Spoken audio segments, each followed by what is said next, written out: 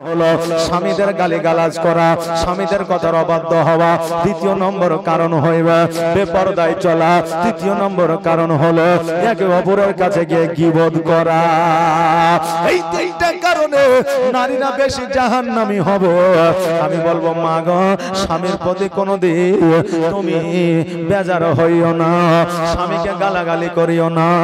আজকে স্বামী যদি তোমার প্রতি অন্যায় করে, এই বিচারটা আল্লাহর দরবারে দিয়ে দাও, ওই বিচার আল্লাহ করবে। কিন্তু জগতের মধ্যে বিবি হইয়া তুমি স্বামীর বিচার করতে পারবে না। আমার মা আমিনা রাদিয়াল্লাহু তাআলা আনহা দুই চোখের পানি ছেড়ে দিয়া স্বামীর বুক ভরা ব্যথা বেদনা লইয়া আমার নবী মুস্তাফাকে বুকে জড়াইয়া নিয়া বলে, বেটা তোমার আব্বা আর কোনোদিন আসবে না। নবী আমার বলে, মা আমার আব্বা মা কামিয়াব আরাম করছে গো মা, আমি একবার আমার আব্বা জানের সঙ্গে সাক্ষাৎ করতে চাই, আমি একবার আমার আব্বা জানের সঙ্গে দেখা করতে চাই, আমি একবার আমার আব্বা জানের কবরটা জিয়ারত করতে চাই। জিয়ারত শব্দের অর্থ হলো দর্শন করা। আজকে আমার মা আমিনা বলতেছে, মুহাম্মদ আজকে তোমার আব্বা যেই দিন থেকে বাণিজ্যে চলে গিয়েছে, তোমার আব্বা আর বাড়িতে আসে না, মাকামে আব্বা আরাম করতে আছে। আর সেই দিন থেকে আমার অভিভাবক হলো আব্দুল মুত্তালিব, তোমার দাদা আমার শ্বশুর আব্বা।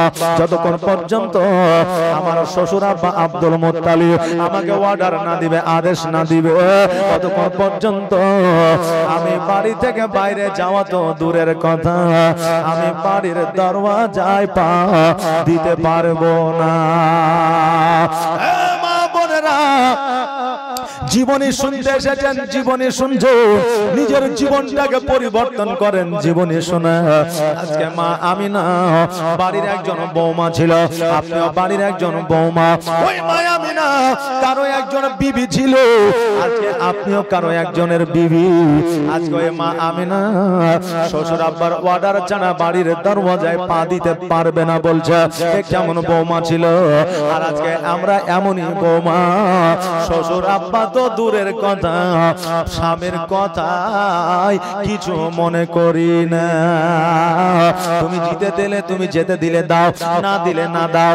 এবার বাবা যে ভাইরা আমার আমিনা রাদিয়াল্লাহু তাআলা আনহা বলল, হে মুহাম্মদ আজকে তোমার দাদা যতক্ষণ পর্যন্ত অর্ডার না দিবে, যতক্ষণ পর্যন্ত আদেশ না দিবে, ততক্ষণ পর্যন্ত আমার দ্বারা যাওয়া সম্ভব হবে না। আমার নবী বলে, মা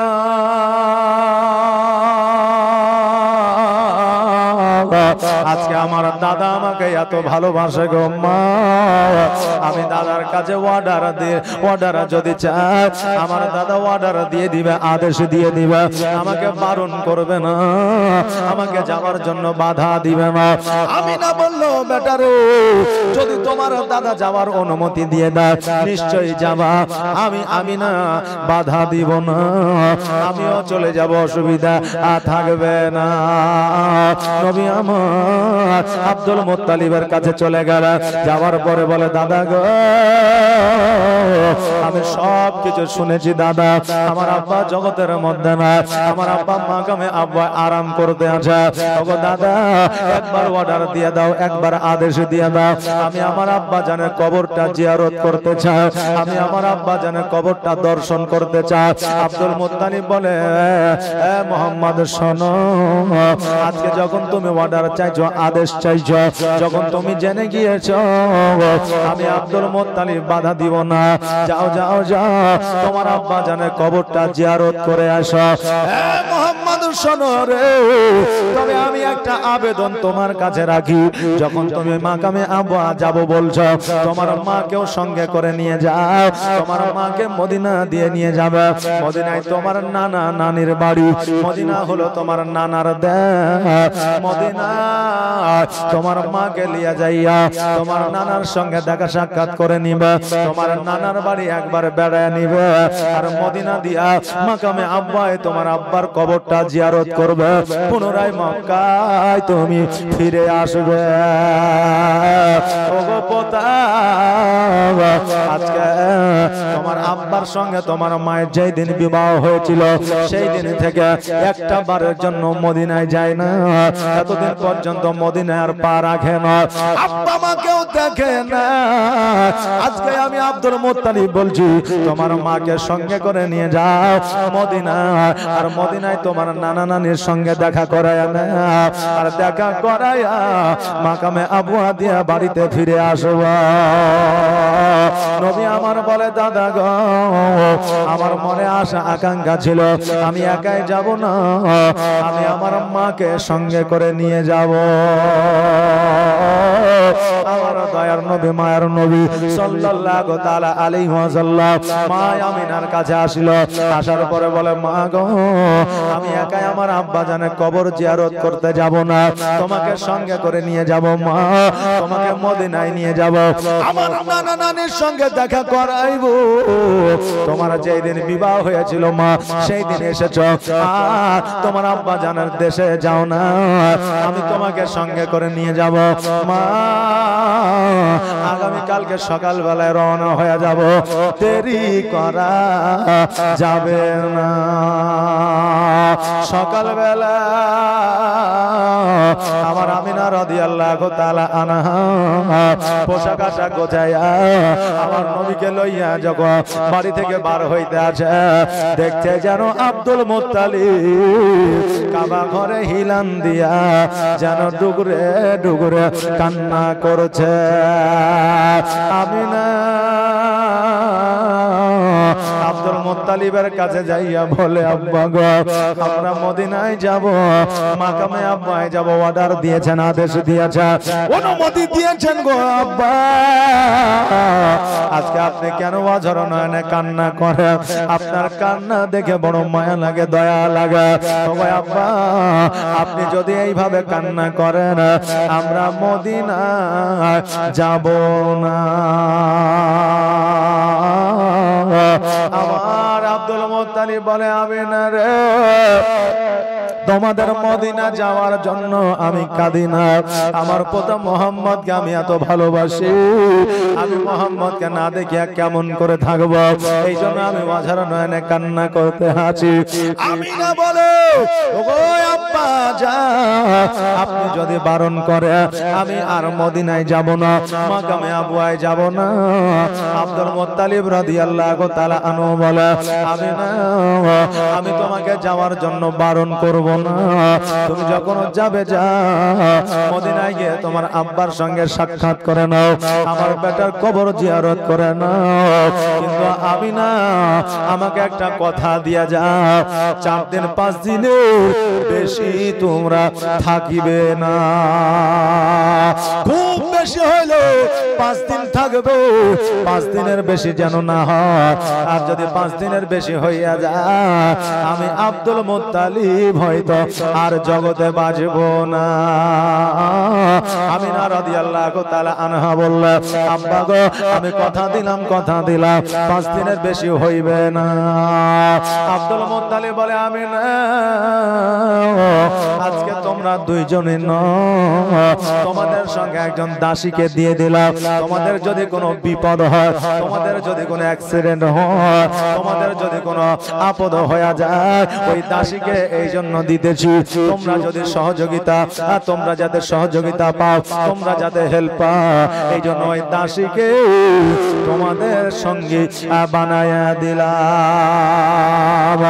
ওই দাসীকে সঙ্গে করে লইয়া আমার নবীজি মা আমিনাকে লইয়া বাবার উটের পৃষ্ঠে চাপিয়া উটের লাগামখানা ধরে যেন টান দিল, উট যেন আগের দিকে আগাতে লাগলো, এইদিকে আব্দুল মুত্তালিব যেন পথ চেয়ে থাকলো, আর যতক্ষণ পর্যন্ত আমার নবী রাস্তায় আড়াল না হইল ততক্ষণ পর্যন্ত আব্দুল মুত্তালিব যেন তাকায়া তাকায়া দেখল।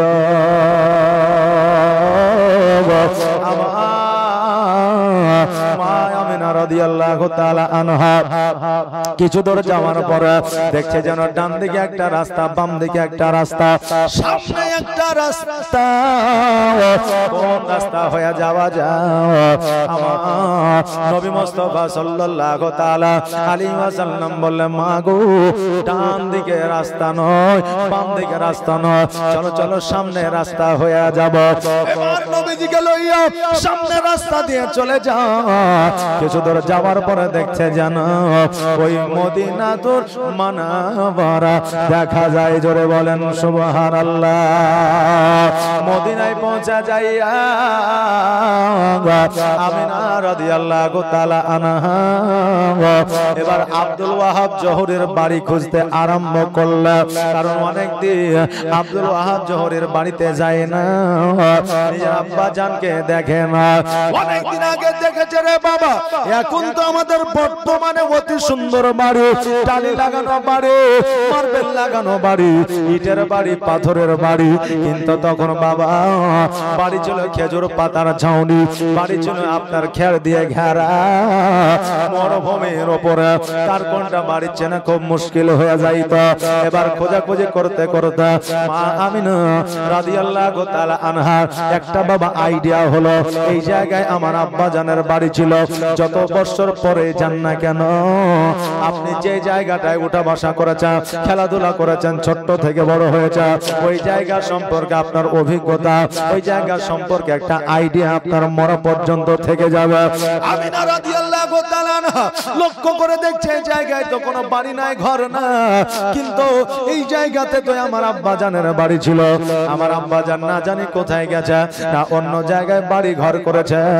এই জন্য ওই জায়গাতে আমিনা রাদিয়াল্লাহু তাআলা আনহা দাঁড়িয়ে আছে। এবার মদিনাবাসীরা যেন লক্ষ্য করে আছে, এই জায়গায় দুইজন তিনজন আসিয়া দাঁড়ায় আছে। অনেক কি কারণে দাঁড়ায় আছে? চলো চলো আমরা গিয়ে খোঁজ খবরটা নিই। এখন আপনার গ্রামে আমি নতুন মানুষ, আমাকে কোনোদিন দেখেন নাই। এখন যদি 2 ঘন্টা 3 ঘন্টা যদি একটা মোড়ের মাথায় বা রাস্তায় যদি দাঁড়িয়ে থাকতে দেখেন, আমাকে জিজ্ঞেস করবেন না? করবেন? এই বাবা কি ব্যাপার, বাড়ি কোথায়, ঘর কোথায়, এখানে কি করছিস? করবেন না? জিজ্ঞাসা করবেন। আমিনা রাদিয়াল্লাহু তাআলা আনহা অনেক কুন্দর দাঁড়িয়ে আছে আমার নবীজিকে লইয়া। এবার মদিনাবাসীরা গুটি গুটি পায়ে যাইয়া বলতেছে, মা আজকে এই জায়গায় তুমি অনেকক্ষণ দাঁড়িয়ে আছো, কি কারণে দাঁড়িয়ে আছো, ব্যাপারটা কি, বিষয়টা কি? আমিনা রাদিয়াল্লাহু তাআলা আনহা বলতেছে, শোনো গো মদিনাবাসীরা, এই জায়গায় আব্দুল ওয়াহাব জোহরের বাড়ি ছিল। বলে হ্যাঁ। বলে আব্দুল ওয়াহাব জোহরের বাড়ি এখন কেন নয়? আব্দুল ওয়াহাব জোহরি কোথায় বাড়ি করেছে একবার কি বলে দিতে পারবা? মদিনাবাসীরা বলে, এ মহিলা শোনো, তুমি কি জানো না? জানো না আব্দুল ওয়াহাব জোহরি আর জগতের মধ্যে বেঁচে না। বলে তিনার বিবি, বলে তিনার বিবিও জগতের মধ্যে বেঁচে না। আমি না 2 চোখের পানি ছেড়ে দিয়ে আজর নয়নে কান্না করতে লাগলা। মদিনাবাসীরা বলল, এ মা তুমি কেন কান্না করো? তোমাকে কান্না করতে হবে না। যদি আব্দুল ওয়াহাব জোহরির সঙ্গে তোমার যদি কোনো কথা থাকে, তার বিবির সঙ্গে যদি তোমার কোনো কথা থাকে, তার একটা কন্যা আছে, মক্কায় বিবাহ হয়েছে আব্দুল মুত্তালিবের সন্তানের সঙ্গে, আব্দুল্লাহর সঙ্গে তার বিবাহ হয়েছে। যদি কিছু বলার থাকে মক্কায় গিয়ে আব্দুল্লাহর বিবি মা আমিনার সঙ্গে কথা বলতে পারো। একমাত্র তার সন্তান ওই মা আমিনা আছে। আমিনা বলতেছে, শোনো গো, আজকে যে মহিলা আব্দুল ওয়াহাব জোহরের খোঁজ খবরটা নেয়, এই মহিলার অন্য কেউ নয়, এই মহিলাটাই হলো মা আমিনা। মদিনাবাসীরা যখন এই কথা শুনেছে, এটাই মা আমিনা, সঙ্গে সঙ্গে মহিলারা গোল করে ঘেরাও করেছে। এবার বলতেছে, আমিনা এতদিন তোমার বিবাহ হয়েছে, একদিনও কেন তুমি মদিনায় আসো না? আর তোমার আব্বা মাকে কেন দেখতে আসো না? আমিনা 2 চোখের পানি ছেড়ে দিয়ে বলতেছে, ওগো আমার মা বোনেরা, আজকে আমি কেমন করে আমার আব্বাকে দেখার জন্য আসবো? আমি বিবাহ করে যখন মদিনা থেকে মক্কায় গেলাম, আমার স্বামীকে আমি হারাইয়া দিলাম। আমার স্বামী এই জগৎ ছেড়ে পরজগৎ গমন করলো। মদিনাবাসীরা আমার স্বামী ছাড়া আমার মাথার তাজ আর কেউ ছিল না। আমি কেমন করে আমি মক্কা থেকে মদিনায় আসব? মদিনা থেকে মক্কা অনেকটা রাস্তা, এখনকার মতো বাবা যানবাহন ছিল না। এই জন্য মা আমিনা বলতেছে আমি আসতে পারি না। আমার গর্ভে সন্তান ছিল, আমি এই জন্য আসতে পারি না। আমার সন্তান বড় হয়েছে, 6 বছর বয়স হয়েছে। আজকে আমার সন্তানকে নিয়ে আমি পুনরায় মদিনায় আসলাম। আমার এমনই কপাল যে আমার আব্বা মাকেও দেখতে পাইলাম না। আমার মা আমিনা বলছে আমার মা আব্বা যখন মদিনায় না, আমার হয়তো থাকার মতো জায়গা হবে না। এই জন্য পুনরায় আমাকে মক্কায় আবার চলে যেতে হবে। আমার নবীজিকে বলে বেটা চলো চলো আমরা জলদি করে চলে যাই, মাকামে আব্বা জিয়ারত করে আমরা পুনরায় মক্কার দিকে রওনা হয়ে যাব। মদিনাবাসীরা বললে আমিনা তোমার আব্বা নাই, তোমার মা নাই, তোমার ভাই নাই তো কি হয়ে যায়? আমরা মদিনাবাসী এখনো পর্যন্ত বেঁচে আছি।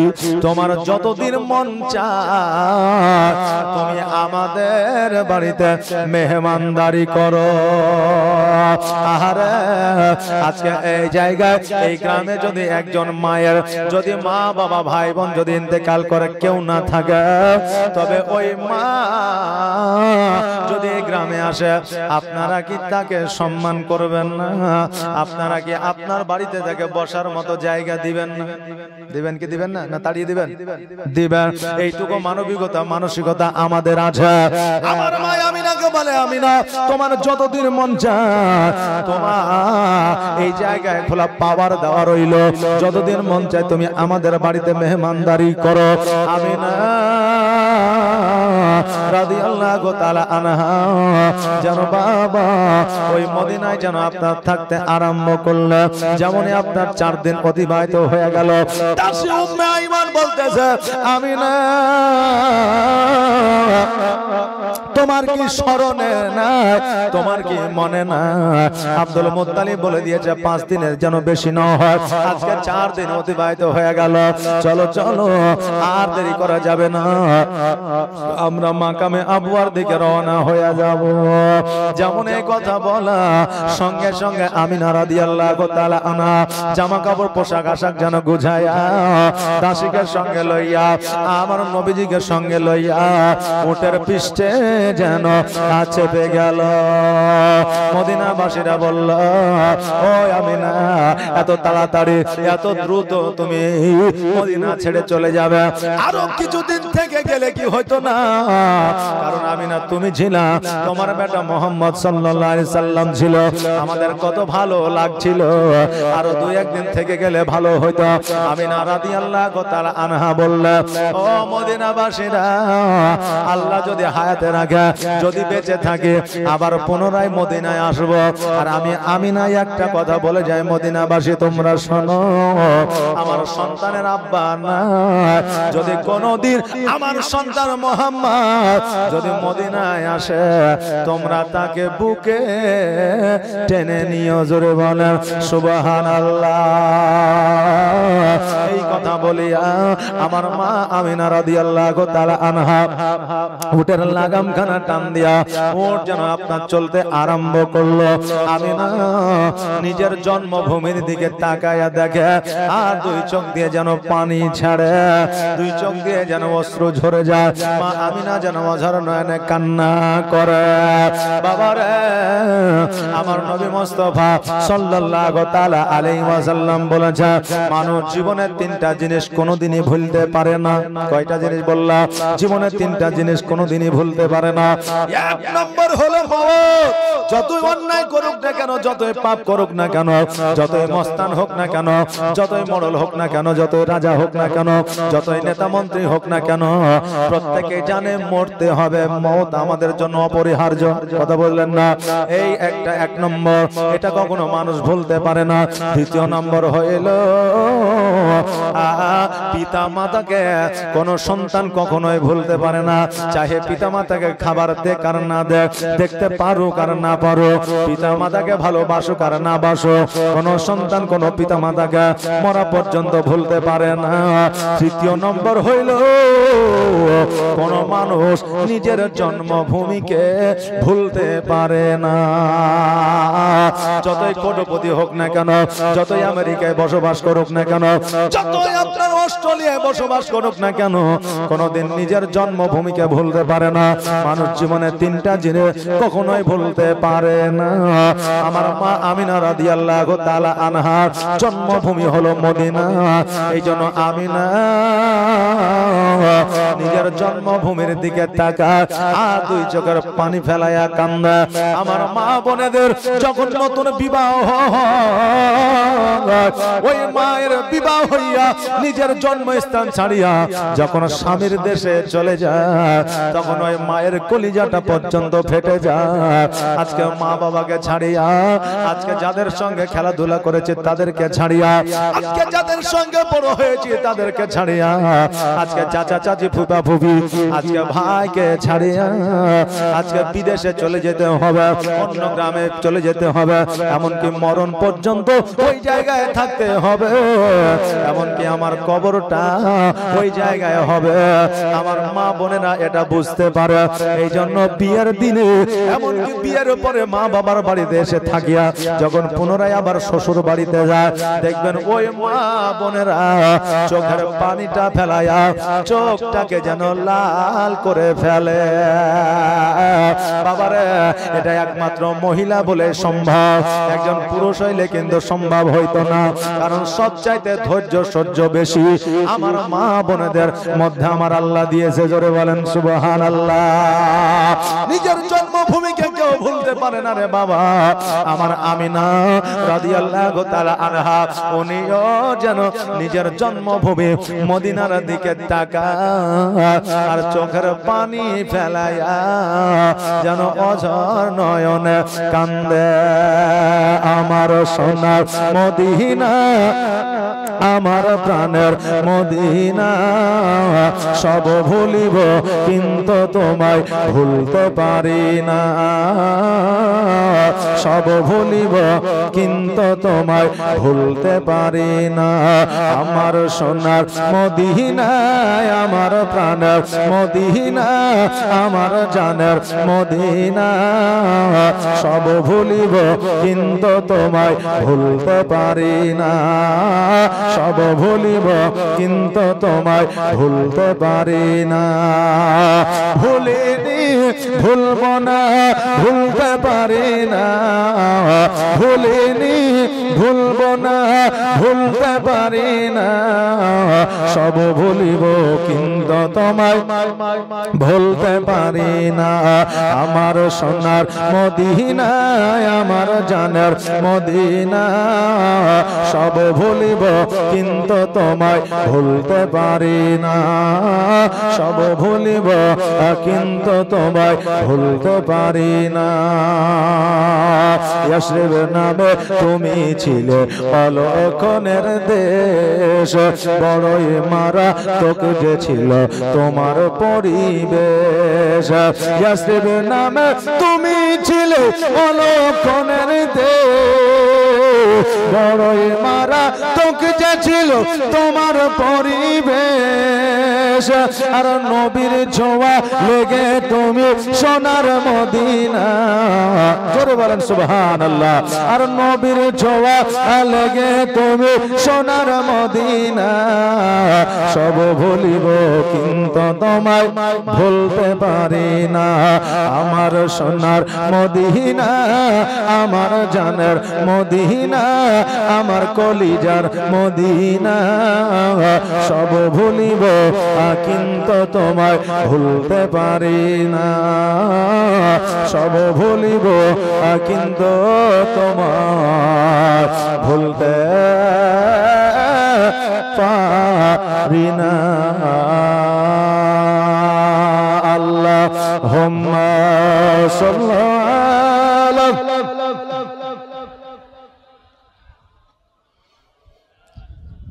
মুহাম্মাদ ওয়া আলা মৌলানা মুহাম্মদ আমিনা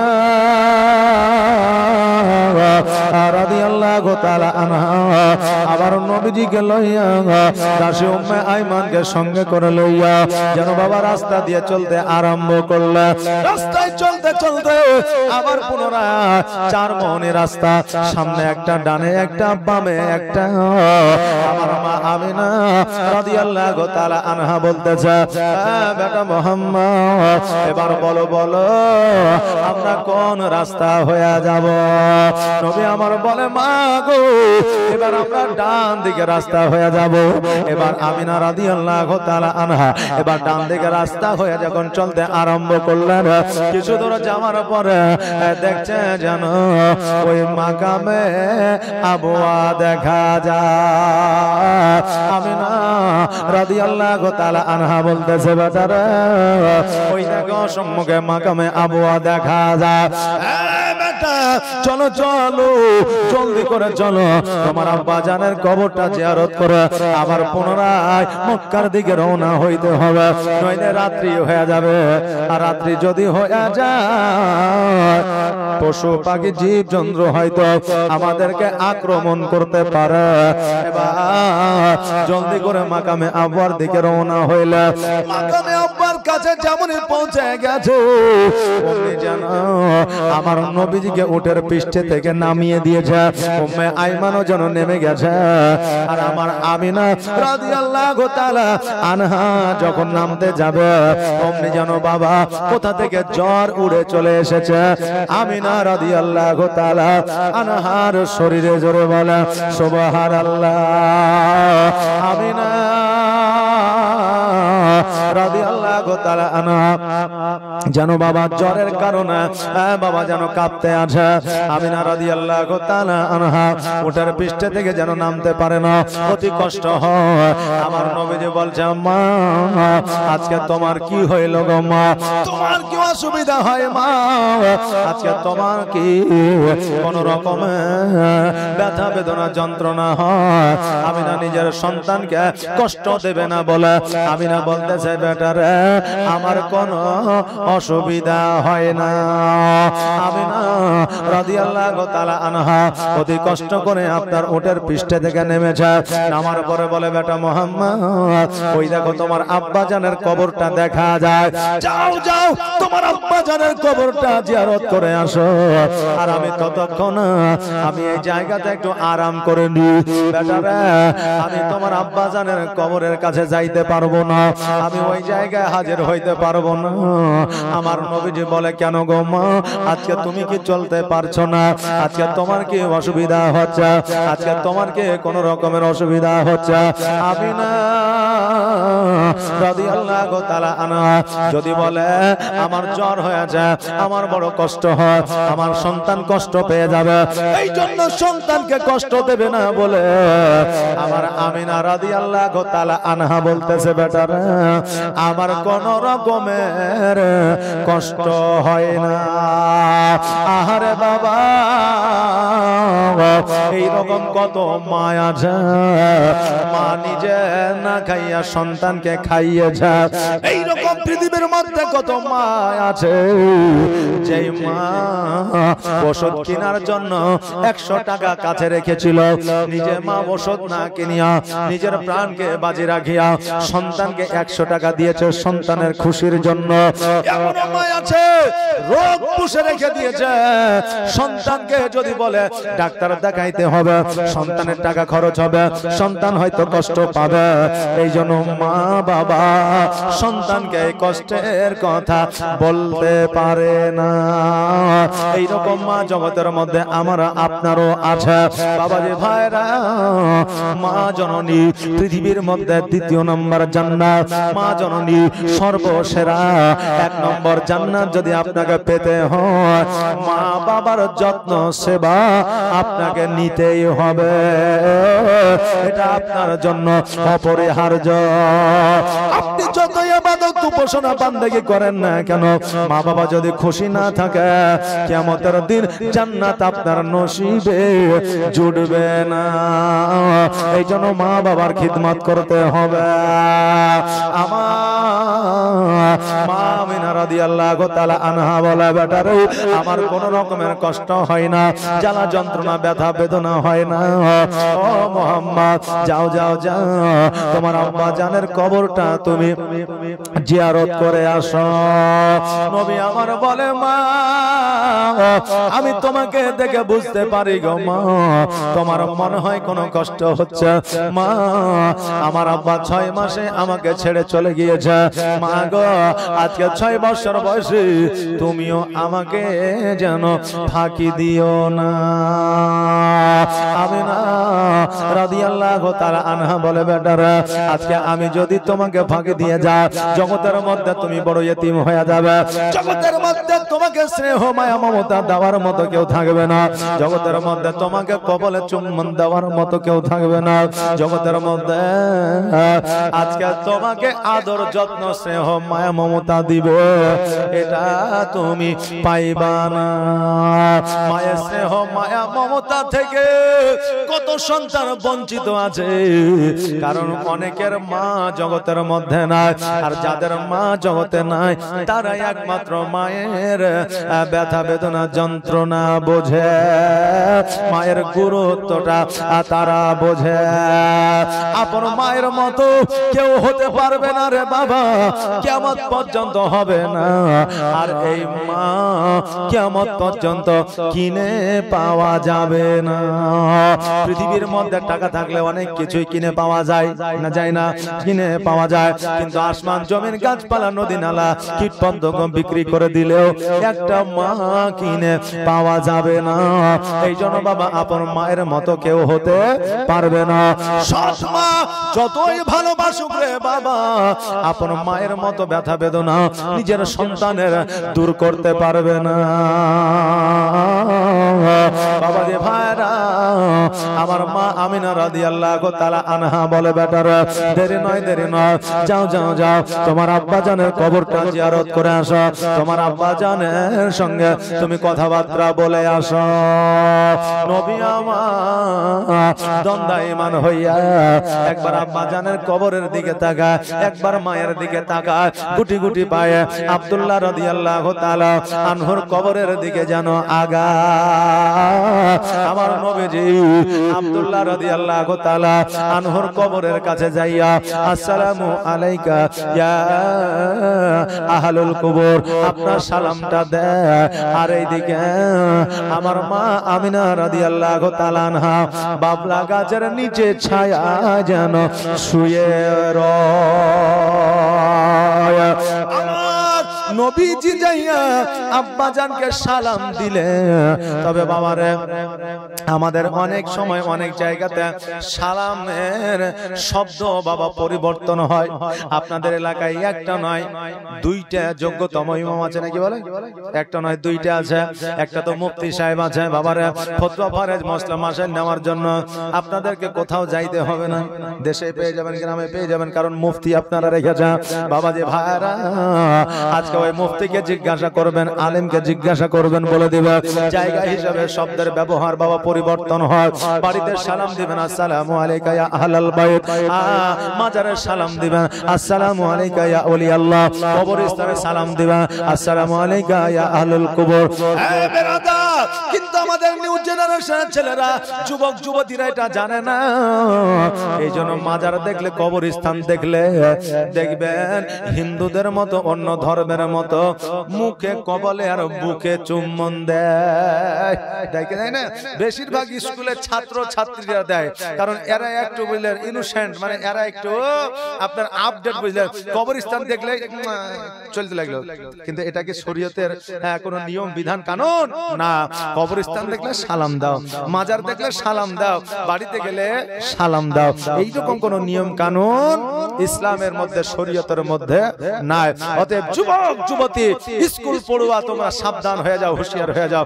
খবরদার অন্য ধর্মের মতো কবরস্থান আর মাজার দেখলে এই রকম করবে না। হ্যাঁ বাবাজি ভাইরা, আমার নবী মুস্তাফা সাল্লাল্লাহু তাআলা আলাইহি ওয়াসাল্লাম আব্বা জানের সঙ্গে কথা বলছেন। এইদিকে আমার আল্লাহ হযরতে ইসরাইল আলাইহিস সালামকে ডাক দেয়, ইসরাইল আর দেরি করিও না, দেরি করিও না, জলদি করে জমিনে চলে যাও, পৃথিবীতে চলে যাও। আমার আমিনা রাদিয়াল্লাহু তাআলা আনহা বাবলা গাছের নিচে আরাম করতেছে, বিশ্রাম করতেছে। ওই আমিনার জানখানা তুমি কবজ করে নিয়ে আসো, আমিনার প্রাণ পাখিটা নিয়ে আসো।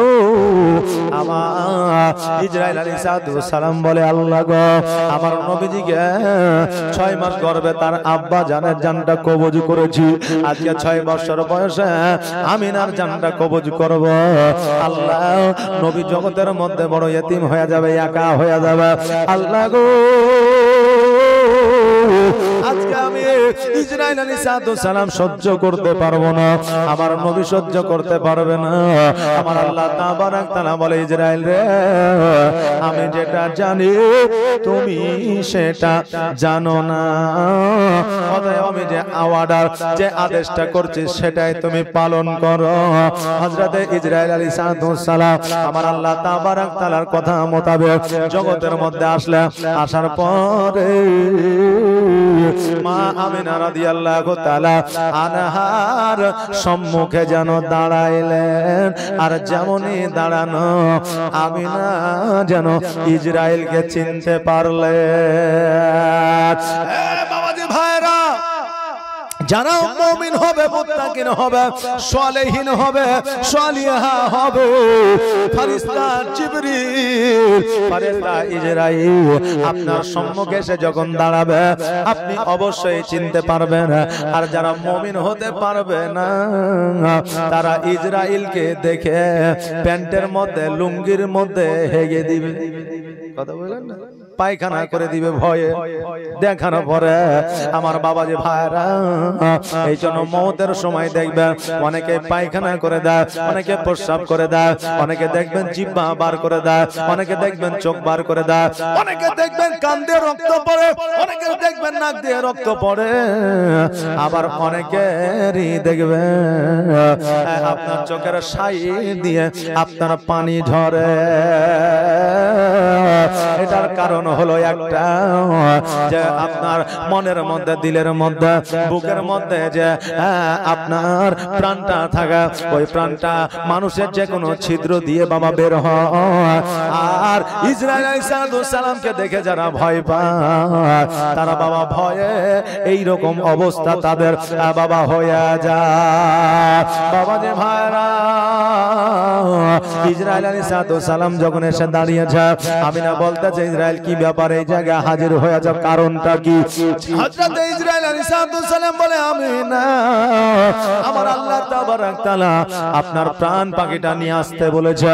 আমিনা 2 চোখের পানি ছেড়ে দিয়ে বলে, ইসরাইল রে, আর দেরি করিও না, দেরি করিও না। আমার আল্লাহ তাবারাক তাআলা যখন আমার প্রাণ পাখিটাকে নিয়ে যেতে বলেছে, জলদি করে নিয়ে যাও। আমার সন্তান তার আব্বা জানের কবরের কাছে আসে। আমার সন্তান যদি আমার কাছে চলে আসে, তুমিও আমার প্রাণ পাখি নিয়ে যেতে পারবে না, আর আমিও আমার সন্তানকে ছাড়িয়া যাইতে পারবো না। হযরত ইসরাইল আলাইহিস সালাম মা আমিনা রাদিয়াল্লাহু তাআলা আনহার বাবা যেন প্রাণ পাখিটাকে লইয়া ঊর্ধ্বগমনে চলে গেলেন, আকাশ পথে চলে গেলেন। আমিনা রাদিয়াল্লাহু তাআলা আনহা 2 চোখের আপনার 2 চোখটাকে বন্ধ করে যেন ঘুমাইতে আছে, যেন বাবা আরাম করতে আছে। আর আমার আমিনা রাদিয়াল্লাহু তাআলা আনহা ওসিয়ত করে গেলে উম্মে আইমানকে, উম্মে আইমান রে, আমি জগৎ ছেড়ে বিদায় নিয়ে চলে গেলাম, তোমাকে একটা ওসিয়ত করে গেলাম, আমার বেটা মুহাম্মদকে যেমন করে হোক তার দাদার কাছে পৌঁছে দিও, কারণ আমার সন্তানের আর জগতে কেউ রইল না। আমার সন্তানকে তার দাদার কাছে পৌঁছে দিলে আমার সন্তান একটু আরাম পাবে। উম্মে আইমান বলে আমি না, তুমি চিন্তা করিও না রে বোন, আমি কথা দিলাম আমার প্রাণ থাকতে জান থাকতে আমি মুহাম্মদের কোনো ক্ষতি হতে দিব না। আমি মুহাম্মদ সাল্লাল্লাহু তাআলা আলাইহি ওয়াসাল্লামকে আমি আব্দুল মুত্তালিবের কাছে পৌঁছায়া দিব। আমিনা রাদিয়াল্লাহু তাআলা আনহা এই ওসিয়ত উম্মে আইমানকে করে গেল। উম্মে আইমান যেন বাবা মা আমিনার পাশে যেন বসে আছে। এইদিকে আমার নবী মুস্তাফা সাল্লাল্লাহু তাআলা আলাইহি ওয়াসাল্লাম কবর জিয়ারত শেষে আব্বা জানের সঙ্গে কথাবার্তা শেষ করে যেন বাবা মায়ের কাদিকে আপনার চলতে আরম্ভ করলেন। নবীজি মায়ের কাছে আসিয়া মা মা মা বলে ডাকে, কিন্তু মা যেন আর সাড়া দেয় না। উম্মে আইমান বলে মুহাম্মদ আজকে তোমার মাকে যতই ডাক দাও না কেন, যতই মা মা বলে ডাকো না কেন, যতই মা মা বলে তোমার গলাটাকে ভাড়া দাও না কেন, তোমার মা আর কোনদিন সাড়া দেবে না। কারণ তোমার মা এই জগতে আর নাই, পরের জগতে গমন করেছে। পড়া ইন্না লিল্লাহি ওয়া ইন্না ইলাইহি রাজিউন। সঙ্গে সঙ্গে নবীজি মায়ের মাথা কানা ধরিয়া আবার নবী বলতেছে, মা গো আজকে তুমি আমাকে ইতিম করে দিয়ে চলে গেলা, আজকে মা আমাকে ছাড়িয়া গেলা। ভগবান মা জননী, আজকে আমি নবীজি আজকে আমাকে কে খাওয়াইয়া দিবা, আজকে আমাকে রান্না বান্না কে করে দিবা। মা আজকে আমার গোসলকে বানায়া দিবা। মা গো আজকে আমাকে কে বিছানায় ঘুম পাড়াইয়া দিবা। মা জননী আজকে আমাকে ক্ষুধার তাড়না আমাকে মানুষের গলিতে গলিতে ঘুরতে হবে। মা গো কারো সন্তানকে যখন কারো মা আদর করবে আমি নবী আমার কলিজাটা ফেটে যাবে মা। কারণ আমি তোমাকে চোখের সামনে পাইব না, আমি তোমার যত্ন মায়া মমতা পাবো না। মা ক্ষুধার্ত হইয়া আমি মানুষের গলিতে গলিতে ঘুরবো, কেউ হয়তো খেতে দিবে মা, কেউ হয়তো খেতে দিবে না।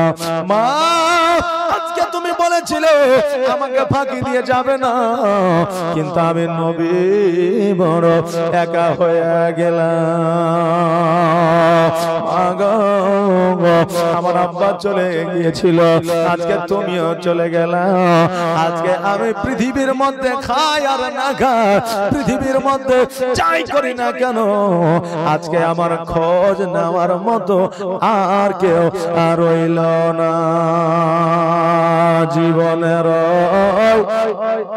অন্তিম কালে আজরাইল আসিয়া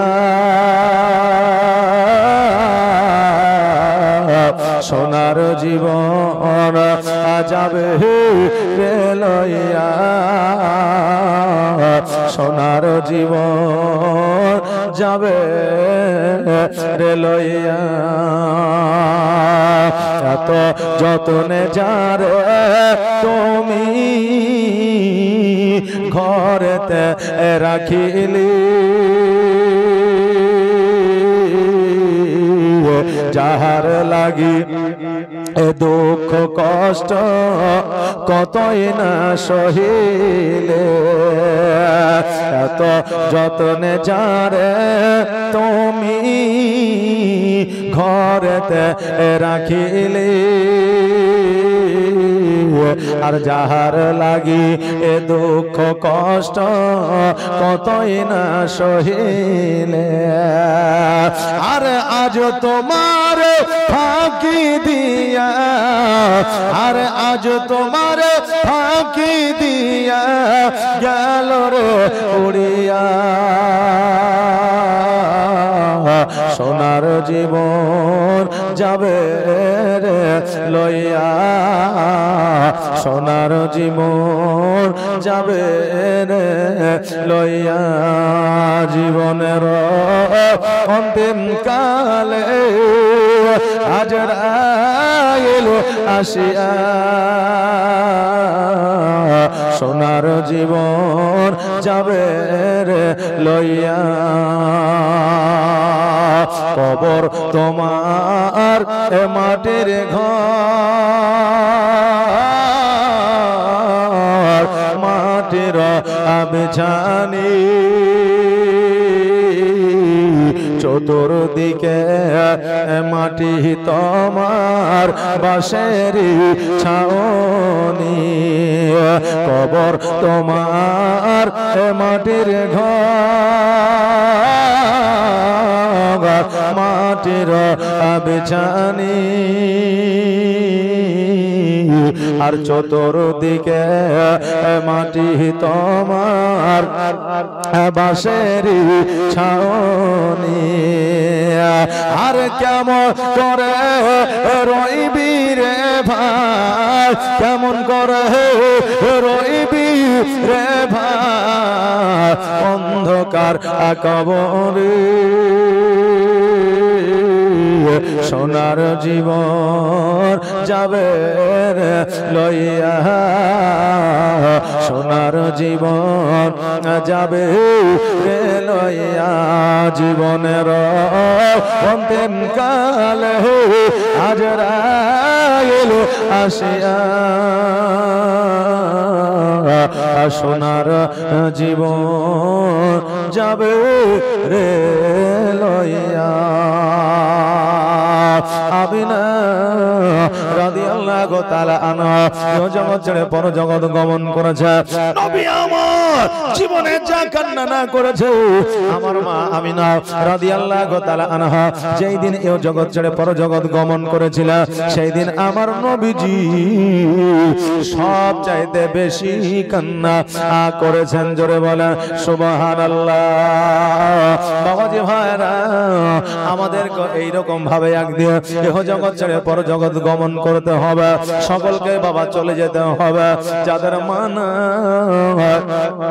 আজকে ওই মায়ের জন্য ওই সন্তানের বুকটা কাঁদে আজকে ওই সন্তানের দুই চোখ দিয়ে পানিটা ঝরে ওই মা কত আদর যত্ন মায়া মমতা ভালোবাসা দিয়েছে আজকে ওই মায়ের কথা যখন মনে পড়ে রে বাবা কলিজা খানা যেন ফেটে যায় অনেকের মা বাবা এই জগৎ ছেড়ে পর জগৎ গমন করেছে আমি বলবো বাপজি রে আমি বলবো মা গো আজকে ওই মা বাবার নামে 500 টাকা এই নবীর জীবনীতে কি দেওয়া যাবে না বাঁচে না একবার দেখাও না আমার দয়া রাসূল বিনা প্রাণ বাঁচে না একবার দেখাও না আমার ওরে মরো বলি তোরে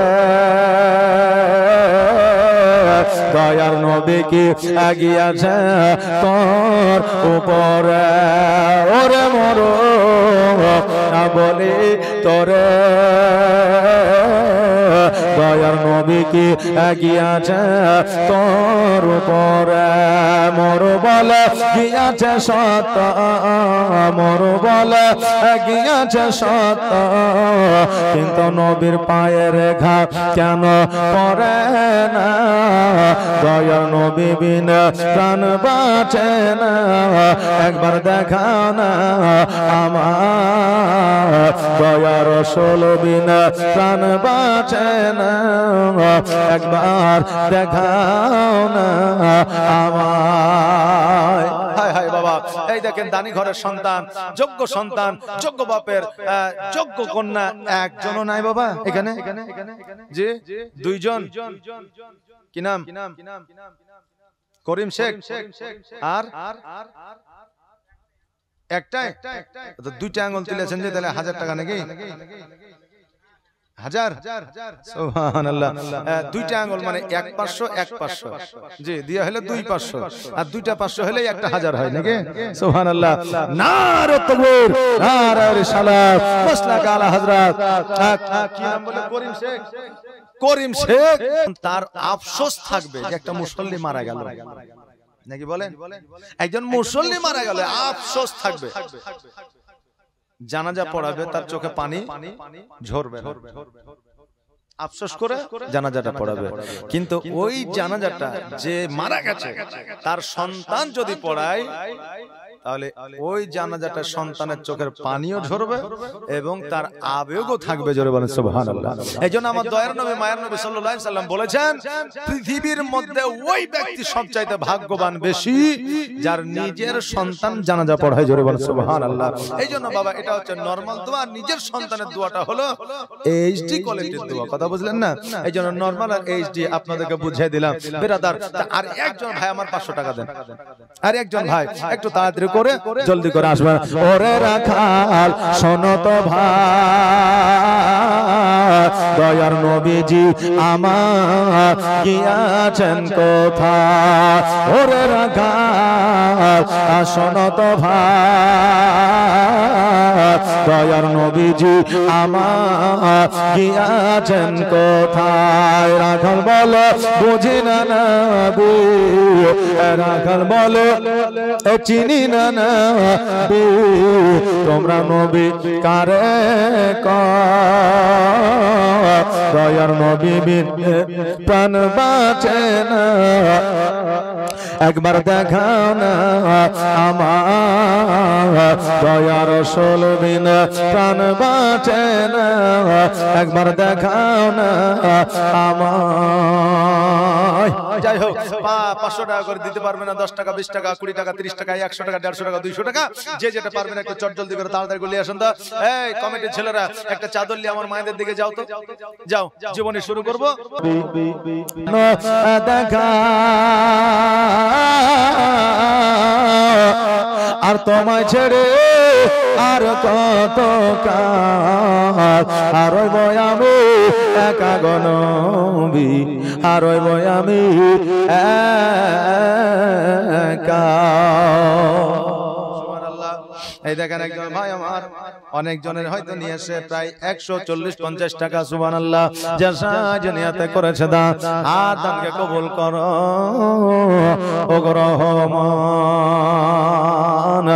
দান বাবা, একটা টাকাও দান করলে দান হয়, কিন্তু বাবা যদি আমি মুখে বলি মনে বলি দান করব দান করব, জায়গায় আসলে যদি ভুলে যাই তাহলে হবে না। আল্লাহ বলে বান্দারে, কেউ কোটিপতি হইয়াও দান করতে পারে না, আর কেউ গরিব হইয়া দান করতে ছাড়ে না। এই জন্য আল্লাহ বলে বান্দা, আমি কারো কাছ থেকে কেউ দান করব বলে তারপরেও দান করতে পারে না, আমি আল্লাহ তার দান নিই না। আর যার দান করার মতো ক্ষমতা নাই সে দান করে যায়, আমি আল্লাহ তার দানটাকে পছন্দ করি। দান করব মনে করবে, কিন্তু দান করা সম্ভব হবে না। অনেকে দেখবেন যখন বিপদে পড়ে যায় তখন বলে, আল্লাহ আমি যদি এই বিপদটা থেকে উদ্ধার হয়ে যায় তাহলে আমি মসজিদে 100 টাকা দিব বা এই কাজ করবো ওই কাজ করবো।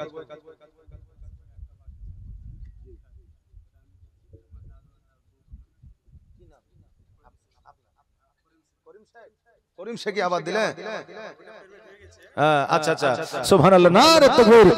করিম শেখ সাহেব আবারও 500 টাকা দান করেছে, সুবহানাল্লাহ, নারে তাকবীর, নারে রিসালাত, মাসলাক আলা হযরত। ওনার দাদা দাদির নামে দোয়া চেয়ে আসেন, একটু দোয়া করি। আল্লাহুম্মা আমিন। রব্বানা আতিনা ফিদ দুনিয়া হাসানাতাও ওয়া ফিল আখিরাতি হাসানাতাও ওয়া কিনা আযাবান নার। রব্বানা যালামনা আনফুসানা ওয়া ইল্লাম তাগফির লানা ওয়া তারহামনা লানাকুনান্না মিনাল খাসিরিন। ইয়া রাব্বুল আলামিন, মাওলা, আজকে তোমার বান্দা আমাদের 10 টাকা 5 টাকা 100 টাকা 200 টাকা 150 টাকা 500 টাকা 1000 টাকা মাওলা যাকে তুমি যেমন ক্ষমতা দিয়েছো সে তেমন ভাবে দান করেছে, তাদের দানগুলোকে কবুল করে নিয়ে তাদের আত্মীয় স্বজনকে তুমি জান্নাতবাসী করে দাও, তাদের জীবনের গুনাহ খাতাগুলো maaf করে দাও। আল্লাহ তুমি প্রত্যেকের রোগ বালা দূর করে দাও, প্রত্যেককে সুস্থতা দান করো। আল্লাহ গো তুমি প্রত্যেকের রুজি রোজগারে বরকত দাও, কে থেকে আমরা উন্নতি দাও, বাবা সমানের জন্য দাও রব্বুল আলামিন মওলা। আজকে করিম ভাই আমার দাদু দাদির নামে 500 টাকা দান করেছে আল্লাহ, তুমি করিম ভাই দাদু দাদির কবরে তুমি জান্নাতের বিছানা বিছিয়ে দিও, তাদের জীবনে গুনাহ কাদাগুলো maaf করে দিও আল্লাহ, তাদেরকে হাউজে কাউসারের পানি পান করে দিও আল্লাহ, তুমি করিমের রুজি রোজগারে বরকত দিও, বাড়ির বালা মুসিবত দূর করে দিও, ব্যবসা বাণিজ্যে উন্নতি দিও। ও সাল্লাল্লাহু তাআলা আলা খায়রি খালকি মুহাম্মাদি ওয়া আলিহি ওয়া সাহবিহি আজমাইন বিরহমাতিকা ইয়া আরহামার রাহিমিন আমিন সুম্মা আমিন বাহাক লা ইলাহা ইল্লাল্লাহ মুহাম্মাদুর রাসূলুল্লাহ সাল্লাল্লাহু তাআলা আলাইহি ওয়া সাল্লাম। আল্লাহুম্মা সাল্লি আলা মাওলানা মুহাম্মাদ ওয়া আলা আলি মাওলানা মুহাম্মাদ। বাবাজি ভাইরা আমার মায়েরা, আজকে জগতের মধ্যে আমরা অনেকে আছি দান করব মনে করব, কিন্তু আমরা করার মতো জায়গা পাবো না।